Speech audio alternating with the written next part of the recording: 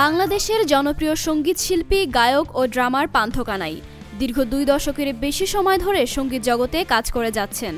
সম্প্রতি এক সাক্ষাৎকারে তিনি খুলে বলেছেন নিজের শিল্প জীবনের নানা অধ্যায়, একাকিত্ব, সংগ্রাম, অনুপ্রেরণা ও সৃজনশীলতার গল্প। নিজের শিল্প জীবন নিয়ে পান্থ কানাই বলেন, আমি এখনও সেই গানটি গাইতে পারিনি যে গানটি আমি খুঁজছি। যেদিন সেই গান গেয়ে ফেলবো সেদিনই আমার কাজ শেষ হয়ে যাবে। আমি জানি না মৃত্যুর আগ পর্যন্ত তৃপ্তি আসবে কিনা। উচ্চ বিদ্যালয়ে পড়ার সময় জ্যাজ ড্রাম বাজানো শুরু করেন পান্থ কানাই। পরবর্তীতে সোলস ও নগর বাউলের মতো ব্যান্ডগুলোতে ড্রাম বাজিয়ে দেশের অন্যতম জনপ্রিয় গায়ক ও ড্রামবাদক হয়ে ওঠেন তিনি। সঙ্গীতই তার জীবনের একমাত্র ভরসা।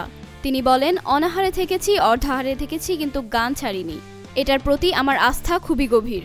শিল্পচর্চা প্রসঙ্গে পান্থ কানাইয়ের ভাবনায় স্পষ্ট, একজন শিল্পীর সৃষ্টিশক্তি আসে জীবনের বাস্তব অভিজ্ঞতা থেকে। এক্সট্রিম মশার কয়েল প্ল্যান্ট ফাইবার দিয়ে তৈরি, ডেঙ্গু, চিকুনগুনিয়া বাহি সহ যে কোনো মশার বিরুদ্ধে দেয় এক্সট্রিম সুরক্ষা। তিনি বিশ্বাস করেন, দুঃখ, আনন্দ, বেদনা ও সমাজের নানা রঙের অভিজ্ঞতাই শিল্পীকে সৃজনশীল করে তোলে। প্রকৃতির সৌন্দর্য, মানুষের হাসি কান্না কিংবা সময়ের অবিচার, এসবই তার মতো শিল্পীদের মনে নতুন অনুপ্রেরণা জাগায়। সাম্প্রতিক সময়ে রাজনৈতিক ও সামাজিক অস্থিরতার কারণে তার স্টেজ শোর ব্যস্ততা কিছুটা কমে গেলেও গান গাওয়ার প্রতি তার উচ্ছ্বাস আগের মতোই অটুট। মঞ্চে দাঁড়ালেই এখনও একই রকম রোমাঞ্চ অনুভব করেন তিনি। শ্রোতাদের ভালোবাসাকেই তিনি নিজের জীবনের সবচেয়ে বড় শক্তি বলে মনে করেন।